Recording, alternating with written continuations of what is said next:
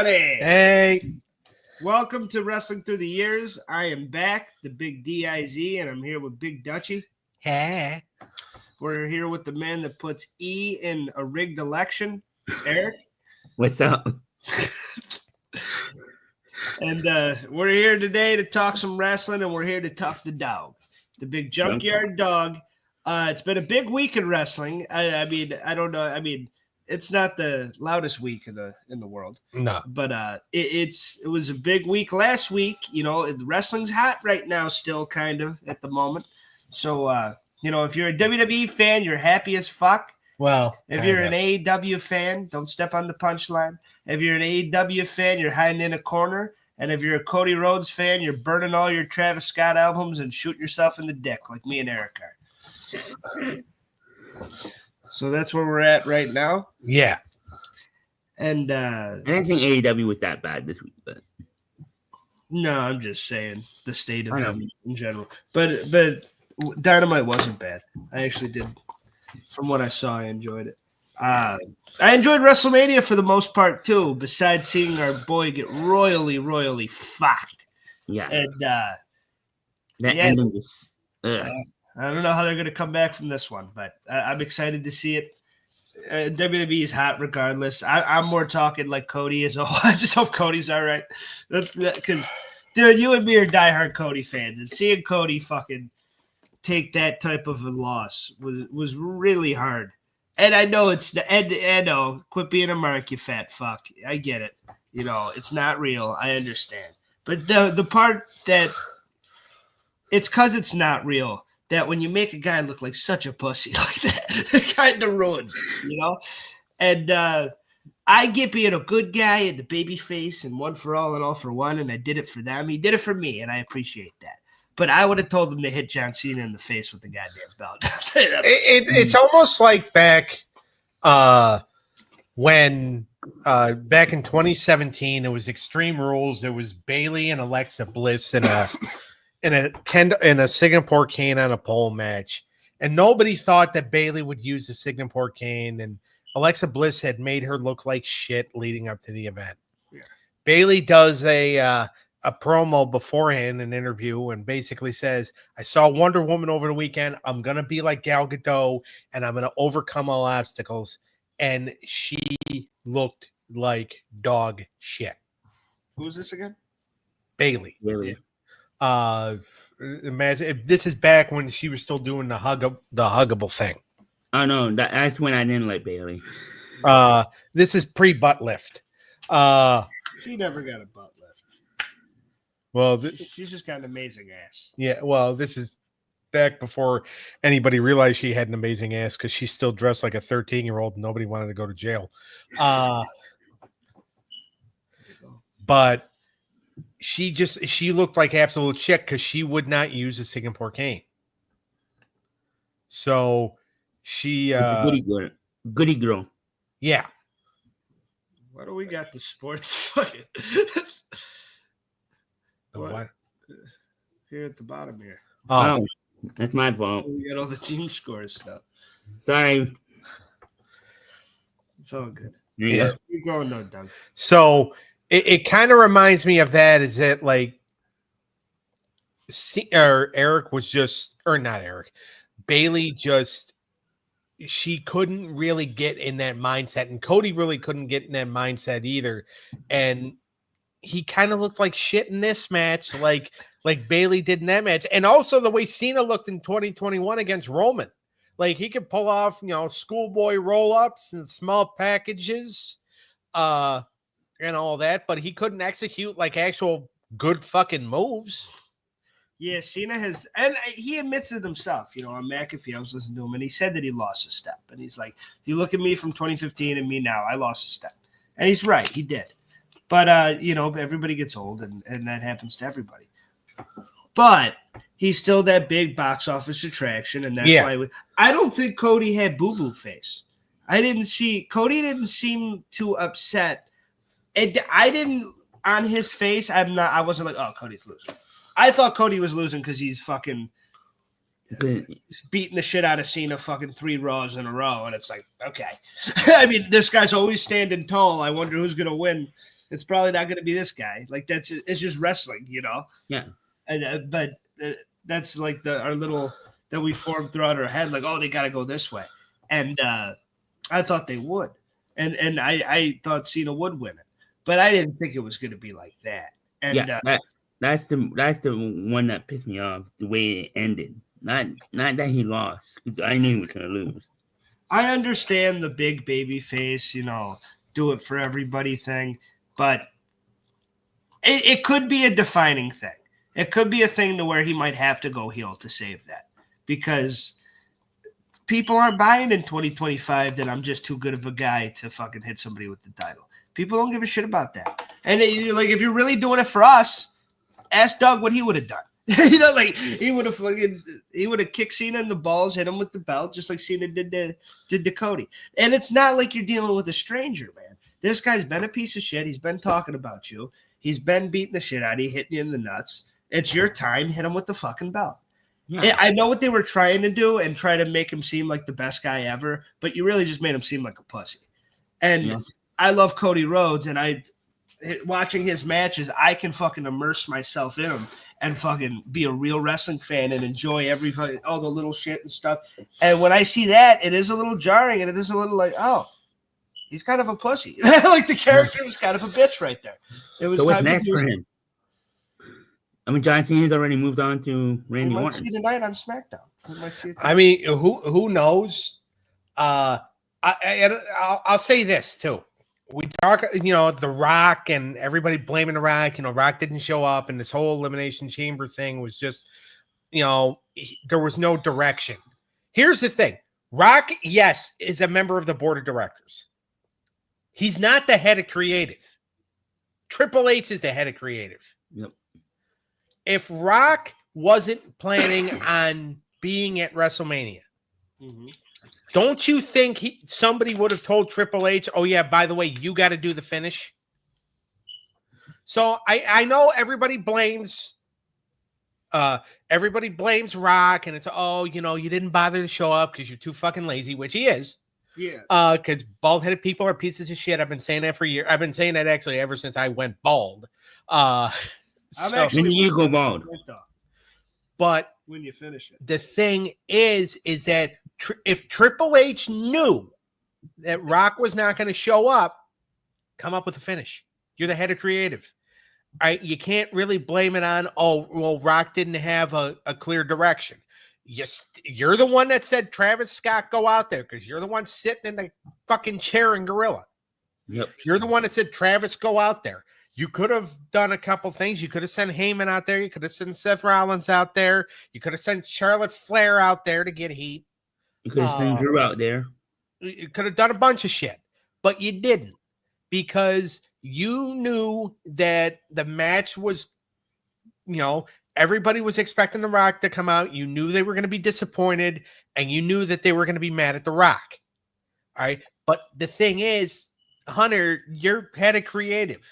Yeah, he's the one. You could have done. You could have done something. You could have done something to prevent this. I like how you're talking to him. like he's watching it right now. Like you're talking to a friend right now. Well, I'm just saying. Just because you look like the Wish.com version of him doesn't mean that you're talking. I'm just kidding. Thank you. Keep going. But it's like Triple H could have done something different. He is the head of creative. He does hold that. He basically took the Vince McMahon route of, everybody else is going to blame this asshole. None of the blame is going to be on me. So we're going to fucking just do shit. We're going to do something shitty because I know I'm not going to get blamed because people like me. Yeah. Well, guess what, dumbass? It is your fault.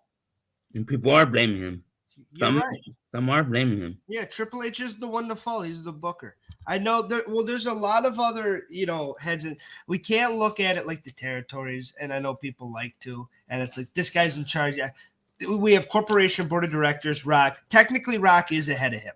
And technically those people are it. So if he gets told, hey, you're the head of creative, but this is what we're doing, he does kind of have to find a creative way to make that work. Is this his booking? 100%. And I've been saying about the flaws in his booking for a long time. People want to act like this is the best year of all time. No, this is the most profitable year. Those are two different things. Yep. It's been a very great year creatively. There's been cool shit. There's been a lot of good shit that he's put together. Guess what? There's also been a lot of filler bullshit too. And a couple things that didn't go anywhere. And there has been mistakes as well. And I've never done this. I've never claimed to do this. I don't know how to fucking do it. I'm just talking about as a fan that's like enjoying a product. I watch the product. I pay to watch the product. So I'm talking about it. I do see some things where it's like, oh, they could have kind of went there instead. Or like, why are they doing this? And it's with Triple H. And it's not just like, he is not this. Everyone wants to act like Vince was, he lost it, and he did lose it. And because Vince was a creative genius, then he lost it. But Triple H, and I agreed, and his NXT was great. He's had good, and this last run's been great. But is there flaws? 100% yes. Oh yeah, every booker there are has huge flaws that he makes sometimes. Yep. A huge booking flaws, huge just like simple little things like letting Charlotte and Tiffy go out there with a live mic and kind of not really giving them any direction for a story or anything, so they just take personal shots. And I know that gets people going and shit, but that was a cringy segment that nobody really liked and no one wanted to watch. And maybe it went viral, though, so maybe it did what they wanted it to do. But this might be – Cody, I said this 3 months ago on the show, and then we're going to get to JYD and do him the respect he deserves. But I said this 3 months ago on this show, that in any form, heel or babyface, if you put Cena against Cody or CM Punk against Cody, by WrestleMania, Cody will be a heel. Right. And what the fuck happened? Yeah. He was the hottest babyface. He's been selling the tickets. I know people have floated around because it's fun too. Like they kind of want people to start booing a little bit so he can be a heel, but they weren't booing. He's sold the most tickets, merch. He's the fucking babyface of the company. He's the guy. He is the complete guy. Yep. And he got turned into a heel because he went up against somebody who's beloved and somebody who has that legacy behind. It's Hogan Rock. It's the one you were there for. It's that. And that's what's going to happen. And I knew it was going to happen. If you do Punk or Cena, because those two fan bases, because Cena has global outreach from the movies now, and everybody loves doing that. Like, he is going to end up being the babyface of that match, whether he's a heel or not. And that's the way it went. Because it would have been different if it was a hot crowd the whole time, too. Cody got booed the whole time. Yeah. I watched it. Did. He's the face of the company. Everybody loves him. And he got his ass booed. And then he got his ass beat, and then he looks stupid. And that's kind of like, it was just a bad look for that character. Can the character come back from it? Yes. Because the character that might help him more than anything, because that can make him the sympathetic babyface. The fact that everybody hates him now. And maybe he can come from that. But we'll see if he comes out tonight and they start booing or something, or maybe they go full heel turn. I can, by the way The Rock's talking, I think he wants Cody to be a heel. But it's not, like you said, Triple H has had a creative. Triple H did book that finish. It wasn't a good match, in my opinion, as a fan. If we were rating it, if this was a breakdown, I would have gave it a 2 out of 10. Right. So, and that's just, and I love both guys, and I wanted to love that fucking match. But just the whole match, not just the finish, not just if you put the match up for the Travis Scott run-in. Like if you go from WrestleMania 40 to WrestleMania 41, night 2, there's a big fucking difference in quality. Oh, yeah. You have an epic compared to, and I know all the poppins, whatever. You have a fucking 9 out of 10 epic, 9.5, maybe 10 out of 10 epic. Versus kind of a slog that really didn't go nowhere, and they just kind of both played their hits. Cena wasn't even sweating by the end of it. And like it was, I think Cody kept the believability, but he needed the match kind of dragged. Yeah, and it wasn't even that long, No, it was only like 20 minutes. Yeah. Yeah. Like, and that was the thing, is that like it was the right finish. All right. They did the right finish. It was just how you got there. Yeah. It's almost like, how like when we watched it, when we reviewed WrestleMania 40, and you said that, and then we turned on Starrcade 90, the main event, Starrcade 97. Yeah. And you said, all right, this is the shitty version of WrestleMania 40 Night 2. Yeah. Okay. WrestleMania 41 Night 2, the main event, was Starrcade 97 all over again. Yeah. The right finish, but a boring dog shit fest. Yeah, and you're right. The right finish, but a bad finish at the same time. Yeah. And that's what, because the right result, but a bad finish. Because Cena can win. Yep. Cena can win that all day, and I'd still be happy. Cena can win that. There's just so many other ways for that match to go. But see, Cena can still win. Cody could have lost and went out in a sword. It would have been great. It's just the way it went down wasn't a great look for him. They didn't even show the camera on him after. You kind of saw him in the railway, but you didn't get a close-up face shot or nothing. It wasn't like a big deal to Cody. Like, you didn't see him really. Like, it was Cena's moment. They're like, all right, Cody's gone now. Fuck Cody. Like, it just seemed like he was presented in such a. That's why I think everybody thinks it's The Rock, because in everybody's head, Rock hates Cody in real life. So I think that's why everybody's blaming The Rock instead of Triple H, because they've also made it present that Triple H is like, that's my boy for Cody. You know, Cody does the pedigree. Like, it'll be interesting to see what happens tonight. If anything happens. I mean, we know Cena's going to be there. Huh? We know Cena's going to be there. Yeah, they'll probably just continue Cena and Randy. Yeah. I don't know if Cody shows up. We'll see. Maybe Cody takes a little break. They've been talking about it. Yeah. They've been talking about it. All right. The Junkyard Dog, GYD. JYD. Yeah. JYD. GYD. The JYD, the big junkyard, Sylvester Ritter. The GYD, the gynecologist dog. He was born December 13th, 1952 in North Carolina. Yep. Charlotte, right? Yep. No, Wadesboro. Okay. Well, near Charlotte. Yes. And he's the fucking man. A lot of people from WWE and, you know, the WrestleMania match with Harley Race, and you'll remember the JYD from that. But if you're a Mid-South fan or a Territory fan or whatever, you'll remember that he was the hottest thing since fucking Bread and Butter, baby. Yeah. He was the fucking, he was the shit. And he filled up 20,000, you know, people arenas back then. Yeah. A couple times. I mean, even like the Superdome, when the Superdome did hot crowds, like 35,000. Oh, shit.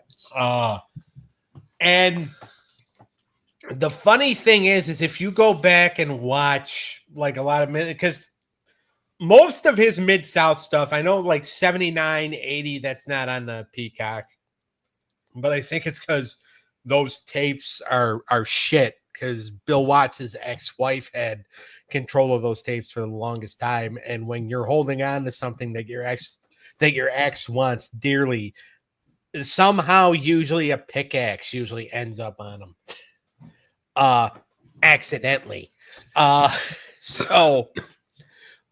like if you go back and watch like a lot of like JYD's Mid-South stuff from like 82, he was Mid-South. Yeah. Yes.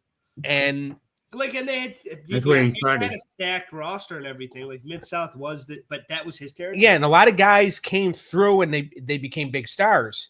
But JYD, like Jim Ross wrote it in his book. Oh, I'm sorry if I'm boring you. No. Sorry. I saw you yawning. Hey. He works hard. But like Jim Ross actually wrote it in his book that when they found out they lost Dog, or that Dog was going to WWF, Bill Watts said he did it. Like, Dog did it. He screwed us. Like, we're done now because we lost our biggest attraction. Yeah. So we're screwed. But they still went because they still had I think Rock and Roll Express were still there. Duggan was still there. DiBiase was kind of coming back. Because also, too, back in the territory days, you have to realize usually a guy can stay over for about 6 to 8, maybe 10 weeks. Yeah. But then he has to go away for a little bit, freshen up in a different territory, and then he comes back. It's not this weekly thing to where he's on for 4 straight years and he still stays over. Yeah. It's you do a run, you make money, and then if you have to go freshen up. But Dog was able to stay over for the few years that he was there. And even like when he lost like the loser leaves town match, that he lost when him and Mr. Olympia lost the tag titles to Matt Bourne and Ted DiBiase. Yep. He came back as Stagger Lee under the mask and competed for the 90 days as Stagger Lee. Yeah. Also winning the North American title, by the way, which, by the way, is actually a way that a lot of the guys back in the day, if a guy's going to lose a loser leaves town match, that doesn't necessarily mean he's leaving the territory. Sometimes it could mean that, and then the guy would come back. But it happened a lot. Dusty came back as the Midnight Rider. Ron Garvin came back as a woman. Wow. Well, I mean, he didn't actually have the sex change. He just, No. he just dressed in drag Yeah. as Miss Atlanta Lively. Brian Pillman came back as the Yellow Dog. The Yellow Dog. Yeah. Hulk Hogan came back as Mr. America. And so on. So it's happened so many times. I think Chris Adams even did it in World Class as the Masked Avenger or something. Just like Chad Gable is doing right now with God. American Con. Well, I mean, Gable didn't lose a loser leaves town match. Gable just thinks he chose to leave town. Yeah, Gable just thinks everybody's stupid and doesn't know that it's him. So like JYD was still over even as Stagger Lee. Did people know it was him? I mean, it was pretty apparent. The big thing going back this week and studying some Dog, because I've always been a fan and I always liked him, but obviously a bit, before my time. But the Dog I remember is the Golden Age WWE Junkyard Dog. Yeah. That, went at it with Harley and he had some other things and he kind of had the gut. He was a little chubbed up by then. He was a little big. Yeah. And he wasn't Playboy Buddy Rose, but he had a bit of a gut on him. Going back and watching some of this Mid-South stuff, that dude was fucking jacked. Yeah, he was like a solid brick house. Like there was no chub on him, and his fucking arms were bulging. Like he was like Bobby Lashley, like a little bit. Yeah, I mean, no one's like that, but he was for the time, he was fucking jacked. He was a big dude with big arms. And if we just get into, I know it's a Mark thing to say. CM Punk hates it when people say it. And I still love you, Phil. But I still love Punk. But let's talk about his moveset a little bit. Because this isn't an extremely technical wrestler or anything. But his brawling and the headbutts and he was extremely physical and he made you believe, and he had that entertaining, it was hard hitting but flashy of the time. Yeah. And the flash to it was just he had this charisma in the ring. His promos are awesome too, but him in the ring, just this charisma that he brings with some good clotheslines, and he has the thump, the power slam. Yes, and that's his big one. Yeah, and he was I mean he was a fun guy to watch, and I watched a match with him and Kamala, and I think it was World Class, I believe. And they did. Yeah, because he was bouncing back and forth between World Class and Mid-South. Well, they both were. Yeah, because this is 82, so this is the middle of his big run. Yeah. So, I think 83, 84 is when Watts and Fritz were really kind of exchanging talent. Yeah. Because they also, too, they started to realize that Vince McMahon was trying to, sodomize him. Yeah. So trying to fuck the wrestling business up the cornhole. So a lot of those guys, okay, well, we're going to do our shots here. JYD in Mid-South, he was tag champs with Buck Zumhoff. Little unknown fact. They used to work matches with the Super Destroyers. Bill Irwin and his brother Scott. So, Dog worked all over, and he got over everywhere because of that charisma. Now in Mid-South, he was the most over because Southern boy, and everybody loved him, and he broke a lot of barriers. Yep. We got to make sure we mention that he was very over. And by the way, and like when the promoter in Jackson, Mississippi, George C. Culkin, was known as a person that did not like anybody but his own kind. Okay. But he knew that Dog drew him money.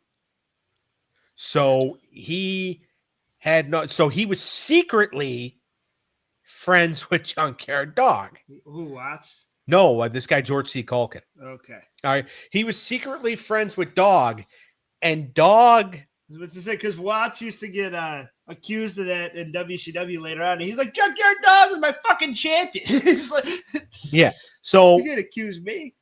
Culkin. So JYD cuts a promo for Jackson, Mississippi. Says, I'm going to go to my buddy George C. Culkin's house. I'm going to have some fried chicken. This is the actual promo. I'm going to have some fried chicken and some watermelon, and then he's going to drive me to the arena, and I'm going to beat up the grappler. Right? So George C. Culkin, because George C. Culkin was a big political figure as well. Yeah. Okay. A lot of his constituents, a lot of his associates called him and was like, what are you associating with this guy for? Like, he almost lost political backing because they found out that he was friends with the Dog.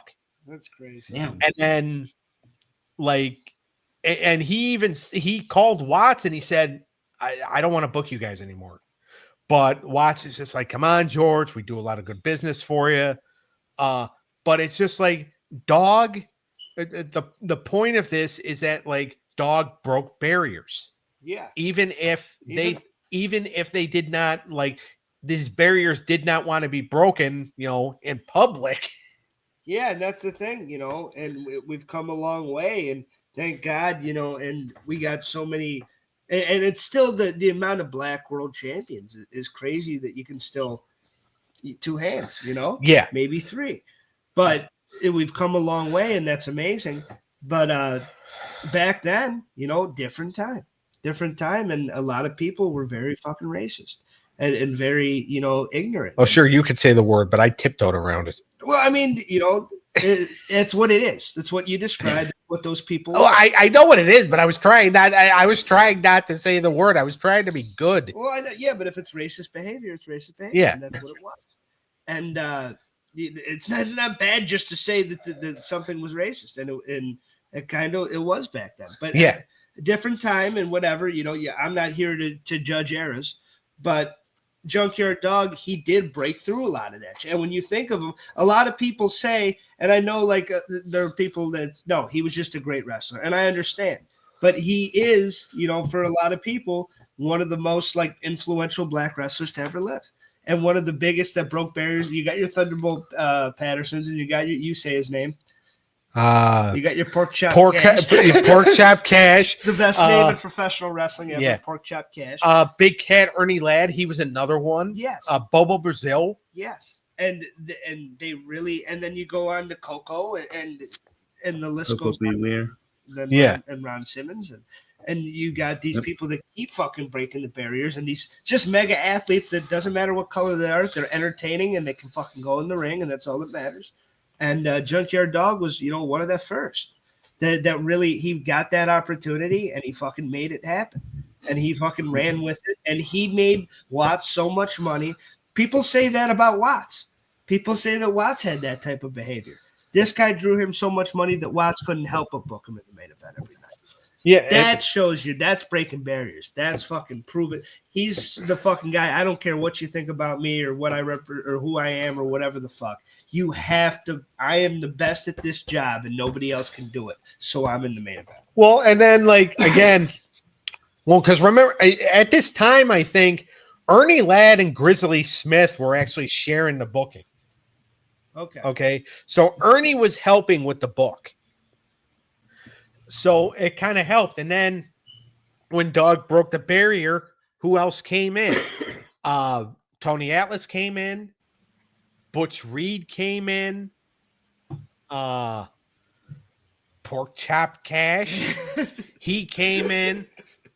The PYTs, the Pretty Young Things, Coco Ware and Norvell Austin, they came in. These were all guys, again, like you said, and we can, talk about them till we're blue in the face. Dog broke down the barrier, so they just came in and they walked right through. Yeah. Yep. And they all made pretty good names for themselves. And Dog was the trendsetter. And not to be a fucking, let's all love everybody and let's all love each other. But how beautiful is it now that we can fucking sit here and watch, anybody through any race, any fucking religion tear up in that fucking ring. Fucking Japanese people, black, white, whoever the fuck, kicking ass in that fucking ring. And the fact that we get to see a backstage video of Steve Austin, Stone Cold Steve Austin and Io Sky, and him being like, fucking killer match. It was fucking great. You fucking killed it. And she's fucking saying thank you and everything. Like, that's beautiful that we're at this place now. And, Yep. And they got. But Junkyard Dog is one of the most influential any wrestler to ever exist. He's influential no matter who you are. And a lot of people, young people, fucking watch Dog, and Dad, can I get a ticket to go see the Junkyard Dog? And he was so popular and so big in Mid-South that he goes to WWE in the Hogan era, and he's still one of the top baby faces, even if they didn't book him that way. Well, every time you see Junkyard Dog in that golden age, the fucking people were on their feet. And here's the thing, and I know. Sometimes I get in trouble for cross promoting the cartoons with the wrestling. You don't get in trouble. I might get side-eyed, but Hulk Hogan's Rockin' Wrestling cartoon, which when we do the next cartoon tournament, in June, July, whenever it happens to fall in, it damn well better be on the list. Hulk Hogan's Rockin' Wrestling cartoon. JYD was a big part of that. Yeah, he was. Because, he was one of the more popular baby faces in the company. Which, by the way, if you go back and you watch like the wrestlers that were involved, the baby faces and the heels, that entire heel group of wrestlers that was involved in that cartoon, none of them are alive. All right. Jeez. Roddy Piper's gone. Bobby Heenan's gone. John Studd's gone. Iron Sheik's gone. Nikolai Volkov's gone. Moolah's gone. Fuji's gone. Even though I probably said him twice, so we'll say Bobby Heenan. And as far as like the baby faces go, Hogan's still alive. Tito's still alive. Hillbilly Jim's still alive. And Wendy Richter's still alive. But that was another thing that was like, Dog got popular because of that as well. Well, and that was something that Vince was always going to love because that's a character. Yeah. Because JYD was, even though Mid-South was a very real, like, fucking, this is real wrestling type territory. Junkyard Dog was he had a real, like, character to him. And he had this, like, people could buy into it. And he would come out with the collar and he was badass.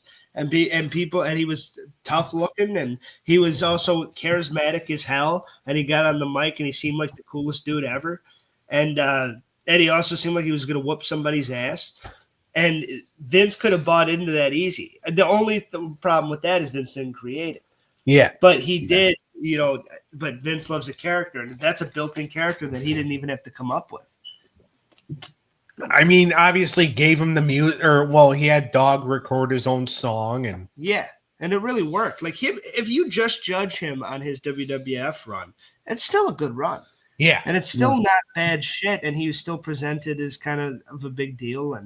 But it's just when you put that against his territory run, where he is literally the top guy there, he's the baby face. Like we were talking about Cody earlier, that was Dog. He was the guy in Mid-South. And even some of the stuff we were watching with him against DiBiase, like that was a badass feud that they were starting. And they were best friends. And him and the Big Cat. Him and Ernie Ladd had classics. Yeah, and then like when they teamed together, which by the way, in that sequence, so the match I'm talking about here is JYD and Big Cat Ernie Ladd versus the Masked Assassin and Hangman Harris, Black Bart. Yes. And you had DiBiase come out and smack Dog with the chair, and he broke the chair over Dog's back, and Dog and Big Cat still kicked ass. Yeah, and it was funny in the promo after Dog's talking about how he's going to get him back, and Big Cat has the chair and it's broken, and he's like, "You see, it's fucking broken." He's like, "They broke the chair." Yeah, it was just funny. He's just the way he's holding the chair. He's like, "They fucking broke it." And it's just like because Dog had such a it was very there was a lot of turmoil for Dog in that period in time because he was one half of the Mid-South Tag Champions with this guy Mike George. Akbar and the Samoans and One Man Gang, they all cost Dog and Mike George the titles. Samoans ended up winning them. Yeah, I saw Dog that. Was the Louisiana, huh? I said I watched that. That's one of the matches I watched on Peacock. Dog was the Louisiana champion.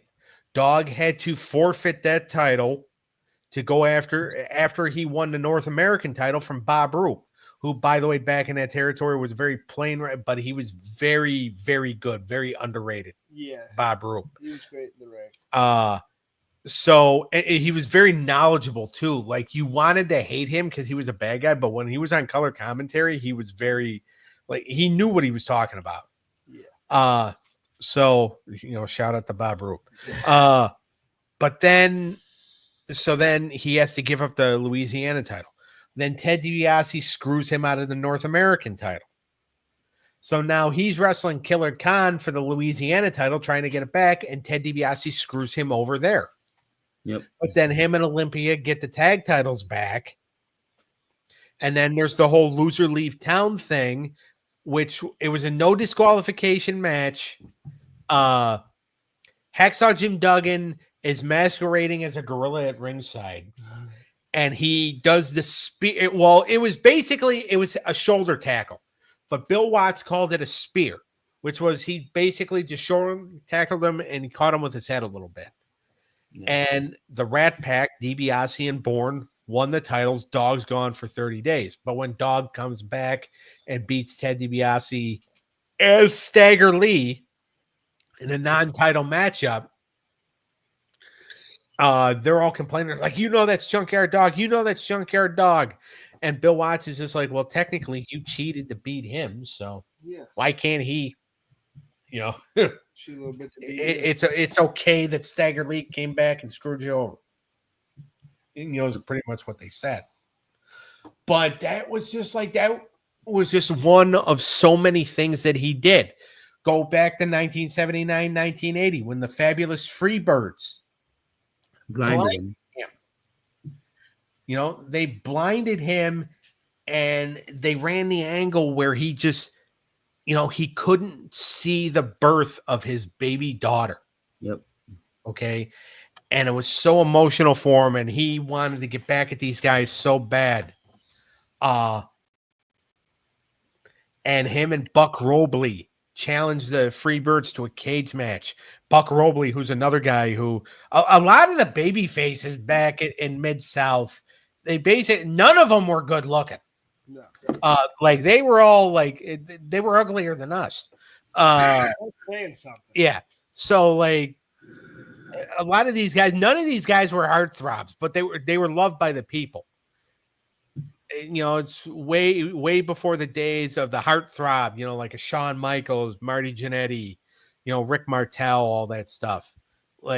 These baby faces, even though they were beloved, they had a face only a mother could love. Yeah. And even that's debatable. But like, he got his revenge on the Freebirds. And then, fast forward to, like I said, all this stuff with DiBiase and Akbar's Army. Butch Reed comes in and they have classics. So Dog just anybody that wanted to work that wanted to work at the upper echelon in Mid-South, all right, you're going to work with Dog. Yeah. And Dog got over, but he also got these other guys over as well. Yep. Yeah, he did. He did help get people out, and that's what we were talking about. DiBiase. He made DiBiase look like $1 million. Yes, DiBiase, Butch Reed. Yeah, but he also got his shit in, and he also always looked like a star out there. Yeah, a Junkyard Dog match has a big fight feel to it. There's a spectacle to it, and it's usually in the main event. Yeah, exactly. Especially around that time. Yeah. So it's his biggest feud. Oh, sorry. Go ahead, Derek. What's his biggest feud with Ted? I mean, it's up there. I would almost say that his best stuff was probably the stuff with Butch. Yeah. Yeah. Yeah, I think so. So he was really best friends with Ted DiBiase, or was that just a story? I mean, they were friends. Okay. Friend, Duggan, or like Duggan, DiBiase, Jake the Snake, and JYD were all pretty tight. Well, and DiBiase blinded him, didn't he? I know the Birds did. Okay. DiBiase might have too, because I'm pretty sure they ran that angle back. Yeah, I thought he put like hair cream in his face, or was it the Freebirds? Well, the Freebirds did it first. I know that. Okay.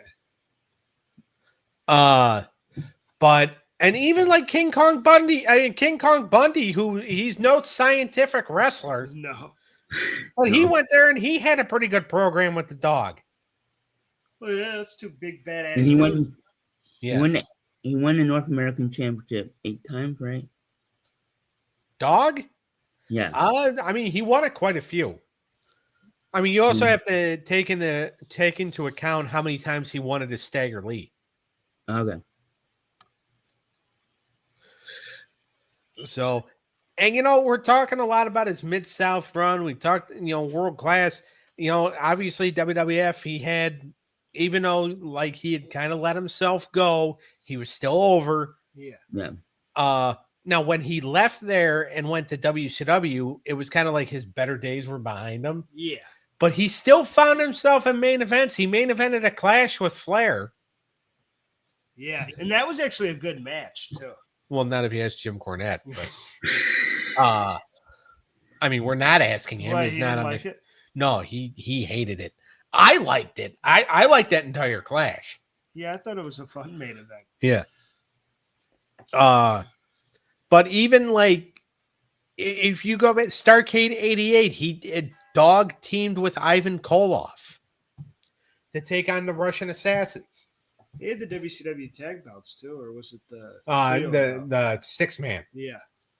A couple of different times. No, just the one time. The other time, him, Sting, and Michael Hayes were going to challenge for it, but Kevin Sullivan locked them behind a gate because it made sense. And then he locked them in the Dungeon of Doom. Wasn't necessarily that yet, and then him, Ricky Morton, and Tommy Rich did win the 6-man tag titles, but then when Ricky Morton turned and went to the York Foundation, and then Dog kind of took a little bit of a break. Yeah. He even had a couple spots in ECW. ECW, that was his last major television appearance before his passing. Yeah. Well, I mean, it was on a paper. He came out with the hat and shit, right? Yeah. I didn't realize he died in '98. Yeah, it was a accident. It was a car accident. Now I don't know exactly the specifics. I know that there was rumor that he may not have been right at that time. I don't know. I don't want to speculate. Well, he was on his way back from his daughter's graduation or something, right? Yeah. Ooh. Which is very sad. Yeah. And he was inducted in when they brought the WWE Hall of Fame back in 2004. He was inducted, rightfully so. Yeah, it was good that he was one of the first. Yeah. Yeah, when they brought it back. Well, he was also a key part in the start of WrestleMania. Yeah. Yeah. And he had his match with Harley Race at Mania 3. Right. Which actually was one of the bigger programs happening at WrestleMania, but yet the match was only 4 minutes. Yeah. Yeah, I saw that. I saw it was fun for what it was, but yeah, I mean that's golden era though. Yeah, I mean, and it's also too, it's like you're not going to get a technical masterpiece anymore because Dog just really wasn't in the shape. Think of Harley and Dog in 1979 or 1980. If they would have ran that match in 82 in Mid-South, you're talking big box office. It's literally two of the biggest territory guys ever. Like Harley is the territory. Like if Harley would have come in as NWA champion. Yes. And defended the title against Dog. I mean, big box. You could have sold out the Superdome a couple of times. You think Harley really held Hogan at gunpoint? No. So they never did Rick and Junkyard in the territories, right? Rick and Dog? Yeah. Not in the territories. In WCW, they did. Did they do Junkyard and Hogan? As a team? Yeah, they were never going to feud him. Because Dog was a baby face. Yeah. Hogan was the mega. They teamed on the Saturday night's main event against Terry and Dory, the Funks. Yeah, I saw the match with Terry. Yeah. In what, 80? 86. 86. I didn't know Jim Hart managed. No, it was Bobby Heenan that managed. No, it was Jimmy Hart. Jimmy Hart, yeah. But yeah, Dog was just, even that some of the WWF stuff, even though it wasn't necessarily technical masterpieces, he still was able to stay over. Yep. As long as you're over in wrestling. Yeah. You're making if you're over and think of some of these guys now. I mean, Braun Strowman's not going to have a 30-minute classic with Solo Sikoa. But Braun Strowman is still popular enough with the people. Yep. That he can still kind of get that reaction. Yep. The same thing with the current world champion. Yeah, Jey Uso. He's not going to have a classic. He's not going to go out there and have classics, but he moves merch. The fans love it when he comes out. They do the yeet. I was talking about Kamala. Do you remember that? Was it a dog collar match or was it bull rope? Or was it both? But it was Dusty. It was Dusty and Dog versus Kamala and Teddy. I think I know what you're talking about because this had to have been 83. It was 83, 84. Yeah. It might have been bull rope. Yeah, I think it was a bull rope match. And I remember watching it years ago and being like, oh my God. and Dusty and that's the best combination you can get. Well, by the way, every time Dusty went to Mid-South, because him and Watts were friends, he would go to Mid-South and they'll be like, hey, Dusty, what do you want to do? He goes, put me with Dog. Yeah, put me with the Dog, baby. Yeah. I still love the Legends of Wrestling clip that he used to say all the time when he's like, Bill Watts opened the door, he walked through the door, and brother, he came through with a shining light. And it's still one of my favorite Dusty quotes of all time. Yeah, and also too, another thing, and you and I didn't watch this together, but I've seen it separately a few times. Ernie Ladd and the Wild Samoans versus Andre, Dusty, and Dog. Okay. Andre and Dusty both went to Mid, and Watts is just like, you know what? You're three of the biggest stars. I'm putting you together. And by the way, it worked. Yeah, that's badass. But it's like, and that's how you know that you're the guy in that territory. When not only because Rick would go and it's like, who are you going to face? The top star. But it also means something when the biggest baby face like Dusty Rhodes comes and it's like, who do you want to team with? He's like, give me Junkyard Dog. He's the top baby face. Yeah, like that is a badge of honor almost. Yeah, it's just like, okay, we know I'm going to be over, baby. But just to make sure, give me the dog. And then Andre comes in and goes, I team with Junkyard Dog, boss. If I don't team with Junkyard Dog, I fart and melt your face off. Oh, no. Andre's farts are legendary. But anyway,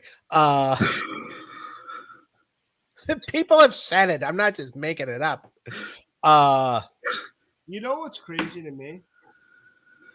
How come him and Rick never had a big match during his big run?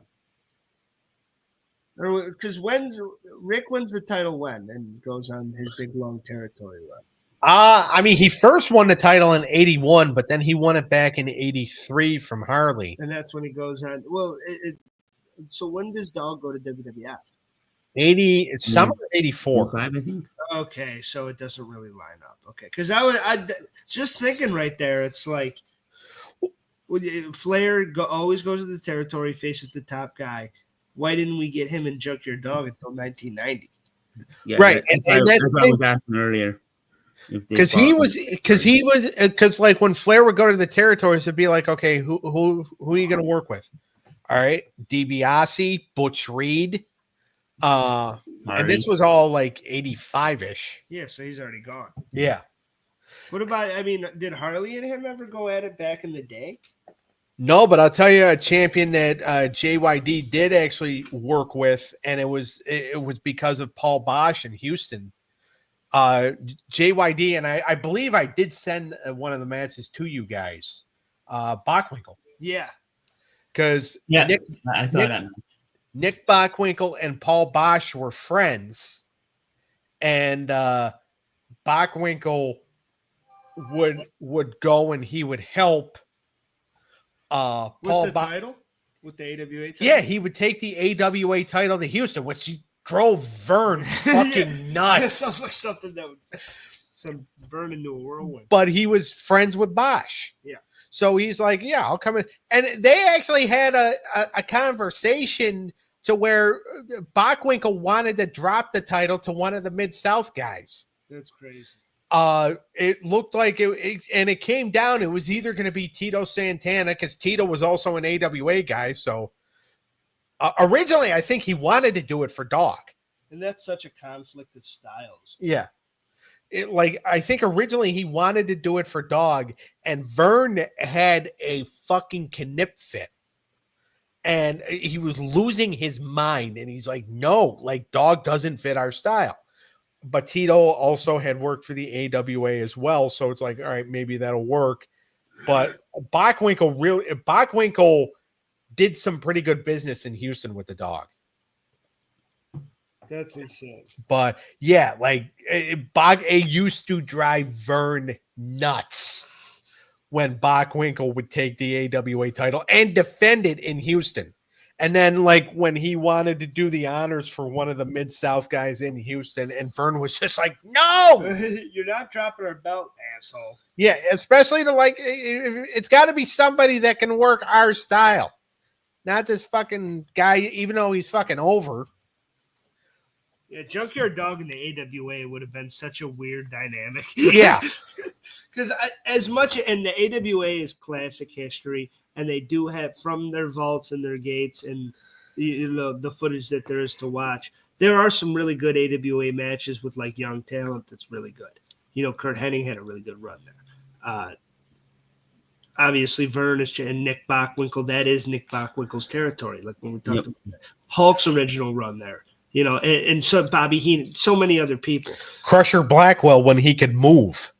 But when you think about that territory, that is like the NyQuil territory out of all of them. Like when someone says old school wrestling's boring, they're most likely talking about the AWA. Well, not to like talk shit. I'm just saying. So it was more of a slow pace. It was wrestling. It was grappling. It was amateur wrestling. Yeah. Okay, and that's why, like, when I gave you the idea, and you had like Mad Dog Vachon was charismatic as fuck. Yeah, especially as a back. So you did have guys that like were outliers and like were super entertaining. Yeah, but a lot of it was like, you know, shoot down, drag them out, fucking wrestling. You know, like matches that would go. You had to go 45 minutes. But like when I gave you the idea, it's like, all right, I want to do something on a golden era guy. You know, retrospective on a golden era guy, and I gave off the list of guys, which was JYD, George the Animal Steel, Hillbilly Jim, or Adrian Adonis. You know, if we would have done Adrian Adonis, we would have had to talk a lot about AWA. Yeah, that would have meant we would have had to watch it. We can't get through 2 matches without sawing wood. But that's I mean, and there is entertaining stuff out of there, and Adrian Adonis is an entertaining guy. Yeah, but yeah, that is like the one territory that it's like if you were to look at all of them and the video libraries that are available still, because, you know, what we forget about the territories and footage is a lot of it's lost. A lot of, you know, WWE.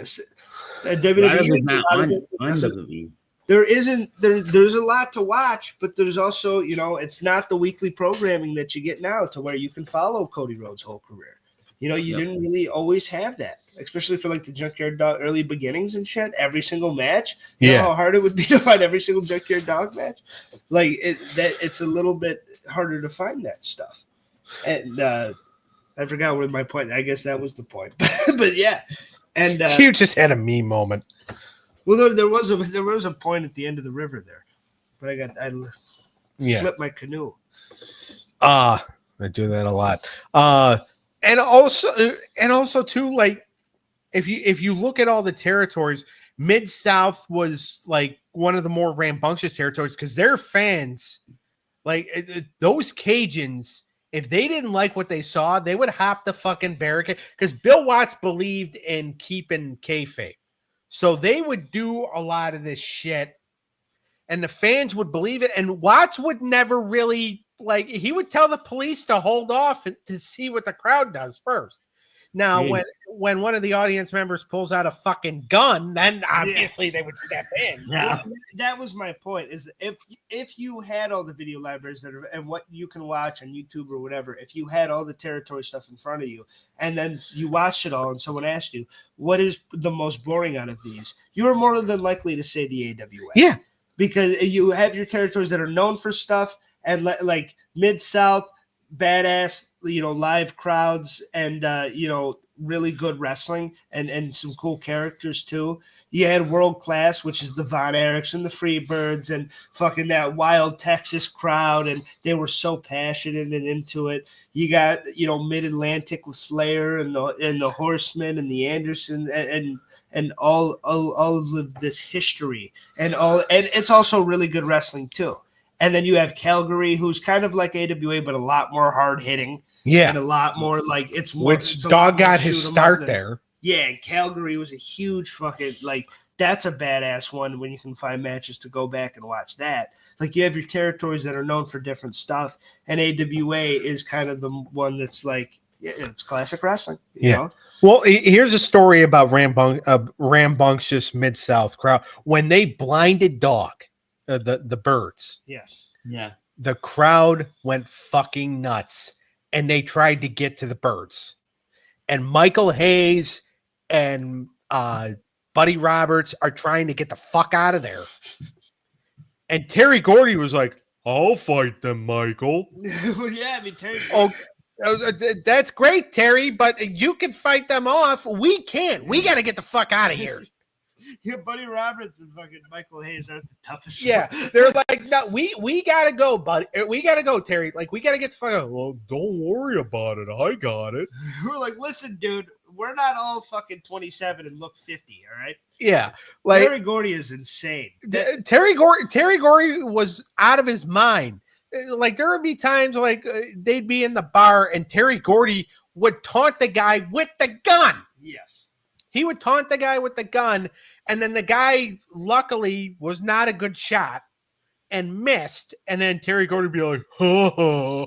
By the way, by far my favorite Freebird and a badass in his own Oh, right. And that's a retrospective that has to come. Absolutely, and I think we'll do it. Because Terry Gordy was the fucking man.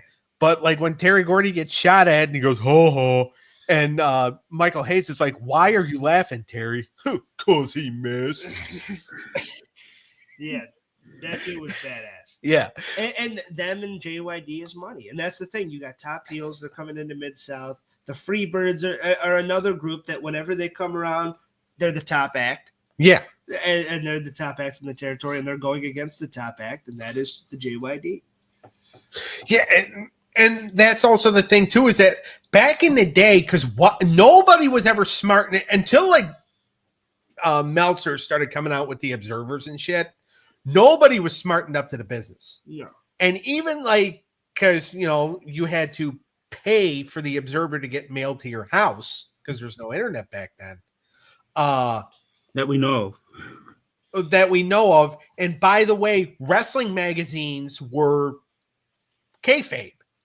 All right. Because a lot of those articles in there were fake articles about the storylines that were going on. Yeah, but they were kayfabed, as in they were playing along with what was on television. They weren't giving him behind the scenes bullshit. Yeah, and not to like talk about any, region or anything, but the South also in world class and in Texas and shit. A lot of those are like, fuck the Observer, kick his ass, Kerry. Like the Von Erichs, woo! Yeah. Like they were just getting drunk and fucking, that was real as fuck to them. Yeah, it was the same fucking thing in Mid-South. Like fucking, and by the way, like if the cops had to get 9 times out of 10, the cops were on the fan side, especially when the fans were going after the heels. Yeah. Because there were times where, like, again, the Freebirds were fucking the best examples of this. Midnight Express would do it sometimes too. Like when they use the ether on the Rock and Roll Express, the cops busted the cops pulled over the Midnights.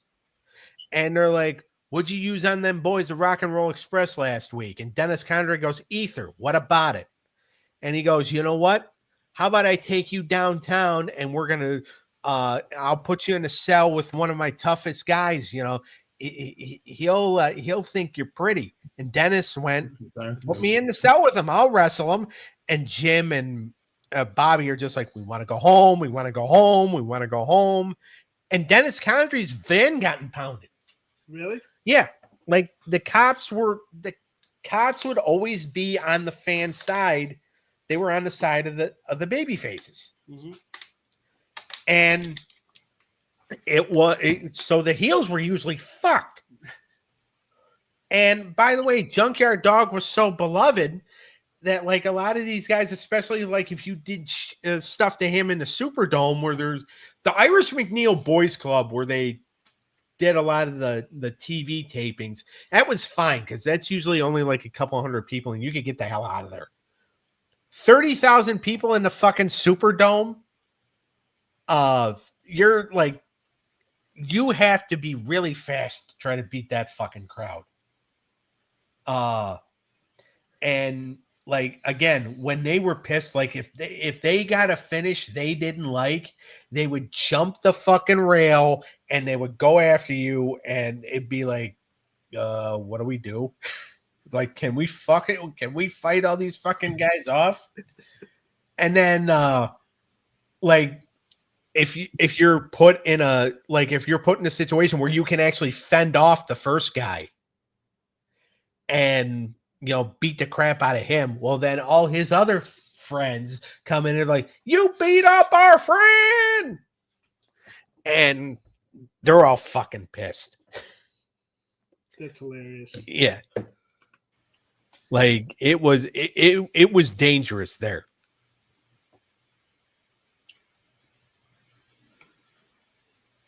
So, but yeah. Yeah, I mean, JYD was just such a big deal, and the crazy and you Superdome, right? In New Orleans, yes. The amount of times that he drew crowds of 20,000 or more is insane for back then. Yeah. And didn't he do a steel cage with who was it? Was it Hayes?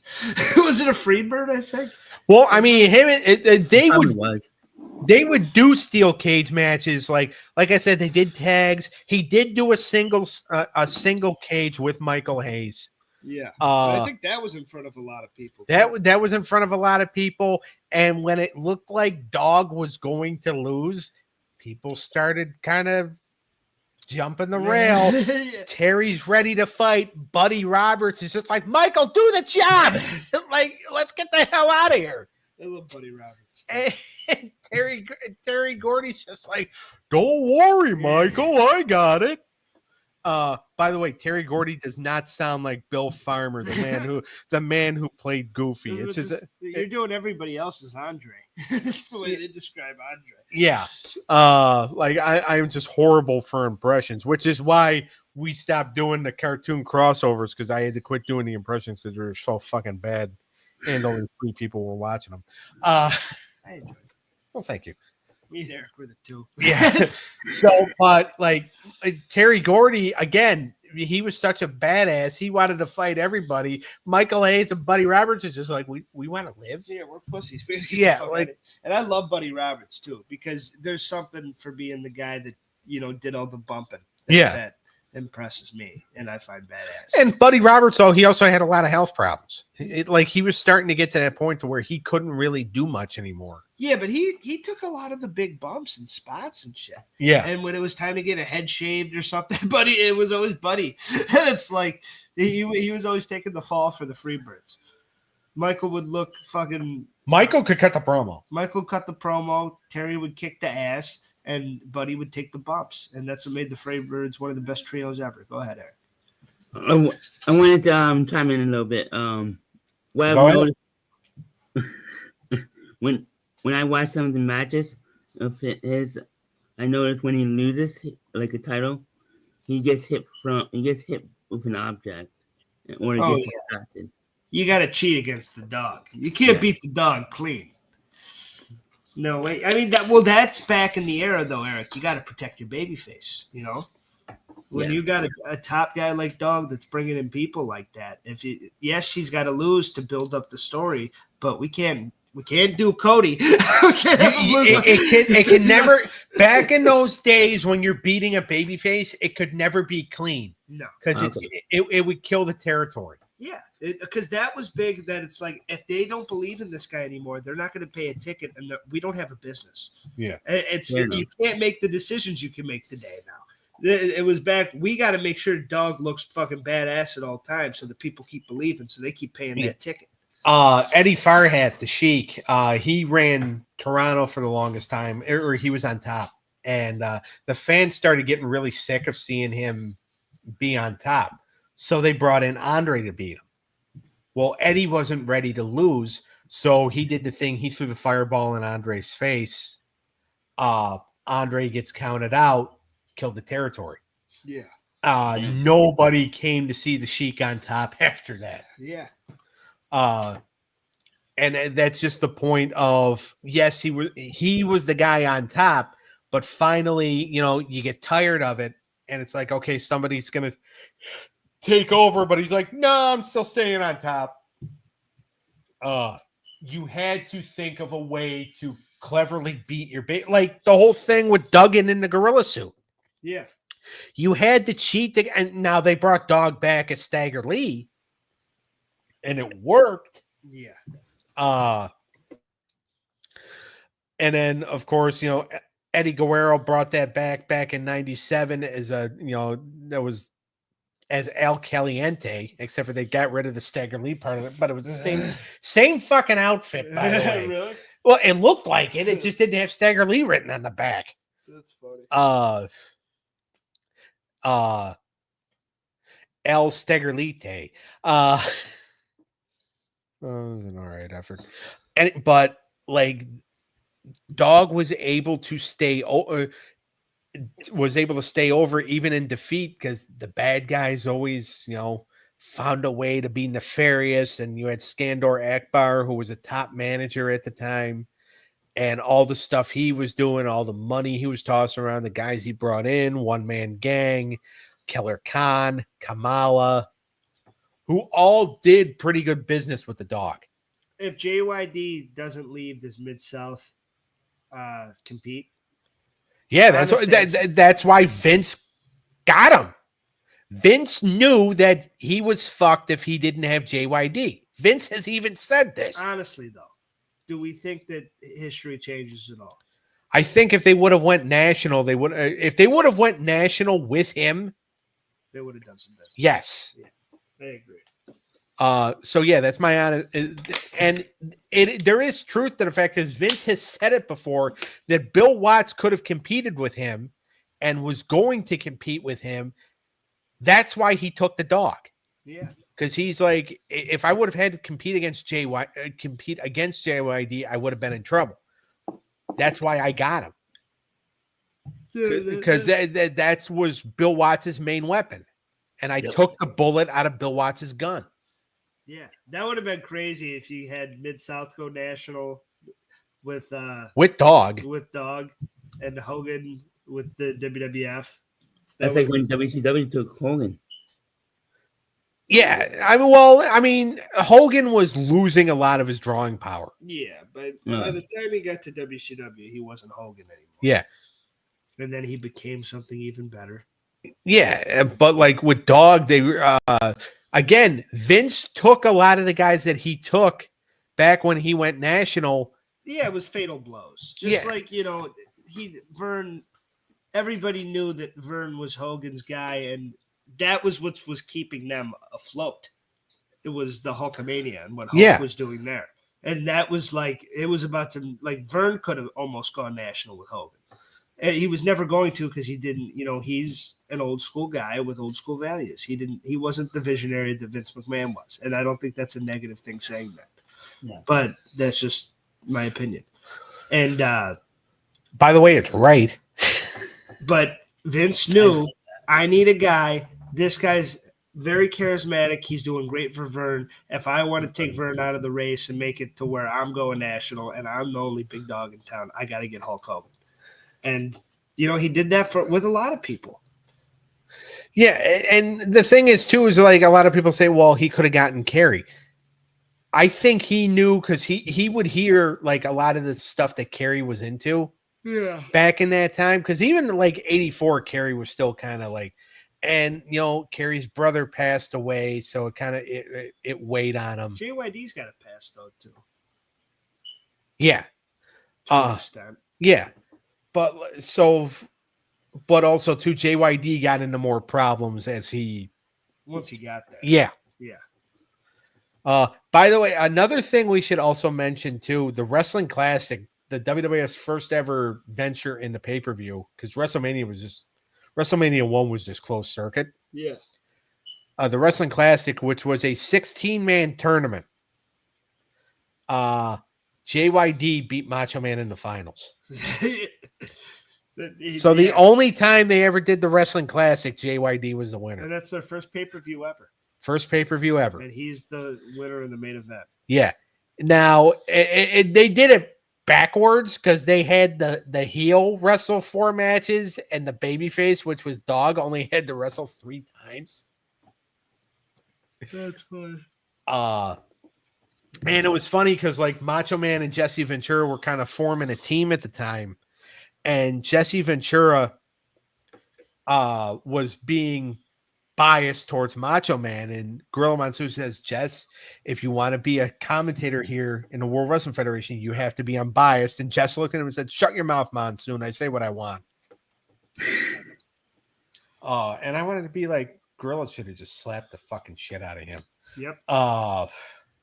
But yeah, no, so JYD has that under his belt. Never won a title in the WWF, but damn it, he won that tournament. The thump is one of my favorite finishing maneuvers. There was something about it and the pop it would get too. Yeah. Whenever he hit the thump, it was over. And that's what a finishing move's supposed to be. Yeah, because like he would hit the thump and then he would take that extra bounce and come down with like kind of a mini splash. Yeah. And it was just the perfect way to end it. Yeah. what's our final thoughts on JYD here? I think I'll go Trailblazer. The legacy that he carved out, I think that he's one of the greatest entertainers to ever exist in professional wrestling. I think he had a natural charisma, beautiful athleticism, and a hard-hitting but flashy style that really, made him different from everybody else. And he was his own character. If you're a young fan and you're like, oh, who's the Junkyard Dog? Go watch what you can, whether it's WWE or Territory or whatever. He had a wonderful career, and I think that he's one of Underrated. He's underrated, but I also think that the people that know, and the people that were like aware of that time and know what it like, the JYD was the fucking man. Yeah. That's probably my final thoughts. Go ahead, Eric. Oh, I was gonna say my final thoughts were basically, as I said, underrated and very entertaining to watch, and had that it factor. 100%.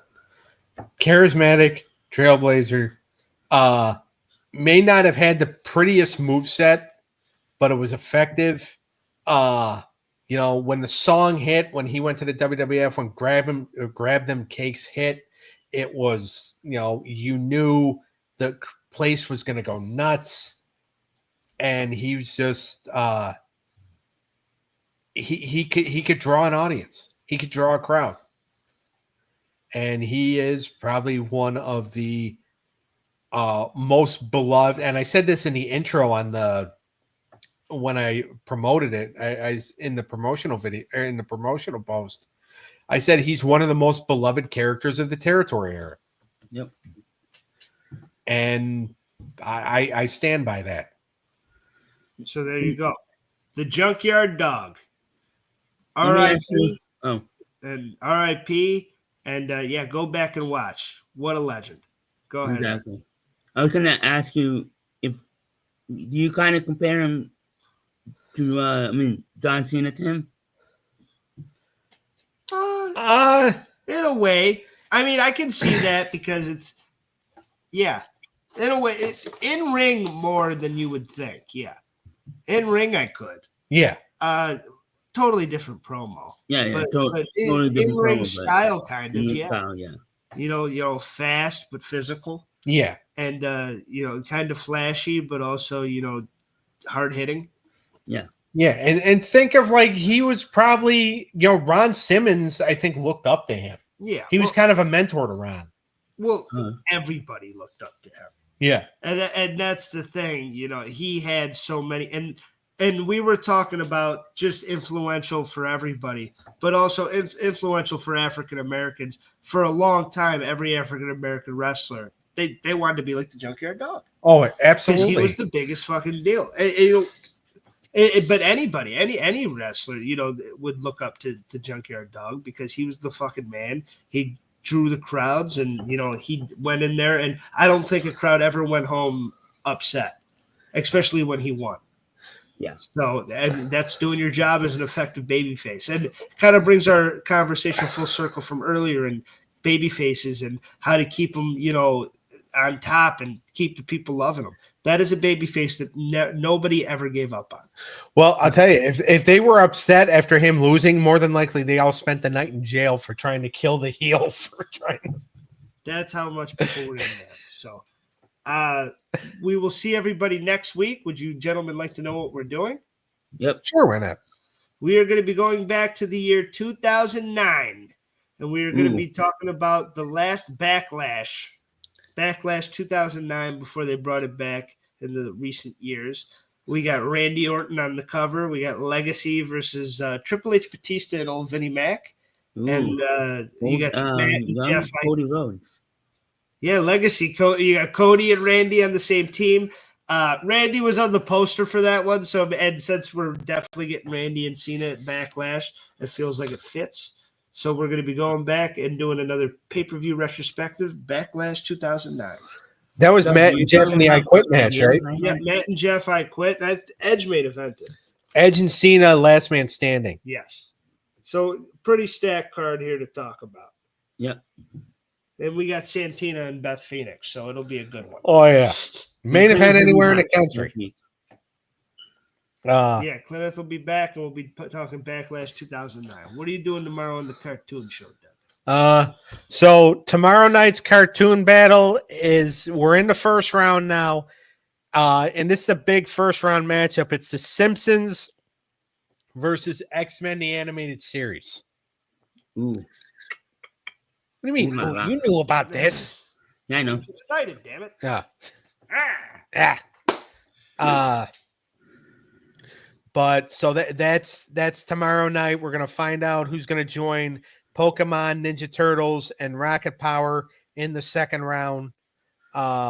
So that'll be good. Obviously, myself, Eric, Sean, and Dave. We'll be back live at 7 p.m. 7 p.m. Eastern time. Once Eric gets the episode created, I will start promoting. Yes, sir.